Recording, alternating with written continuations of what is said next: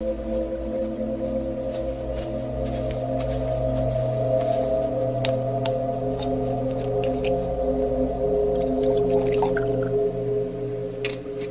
మగాడ్రా.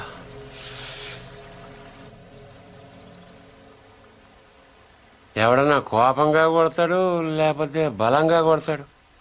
ఈడంటే చాలా శ్రద్ధగా కొట్టాడు. ఏదో ఒక గోడ కడుతున్నట్టు, గులాబీ మొక్కకు అంటు కడుతున్నట్టు చాలా జాగ్రత్తగా పద్ధతిగా కొట్టాడురా. ఆడు మగాడ్రా బుజ్జా. మొన్నటి నుంచి వస్తున్నాను. ఆడు మగాడు మగాడని ఒకటేనా సార్? ఆడు మగాడైతే మేము మాట్లాడగలవా? నువ్వు అను, రేపు ఈ పాటికాడు బొక్కలేసి మన మొక్కలు ఎరువు కింద వేస్తాను.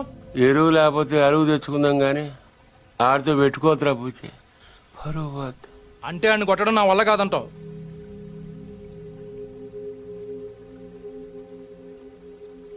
పోని చంపేనా?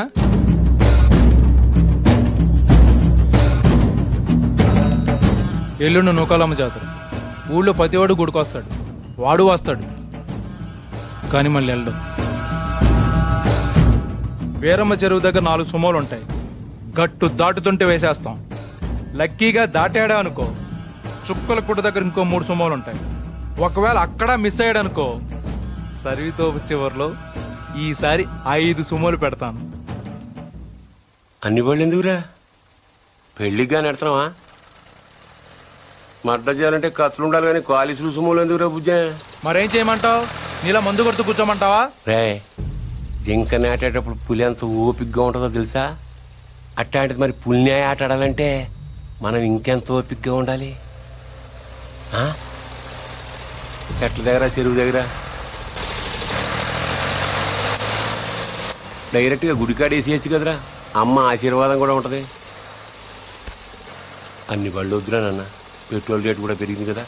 అందరూ కలిసి ఓ బండిలో నేడండి. ఓ నీ అబ్బా ఆపరదే.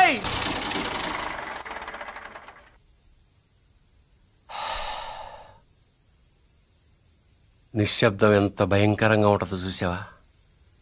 అందుకే మీరెంత సైలెంట్గా ఉంటే మడ్రంత వైలెంట్గా ఉంటుంది.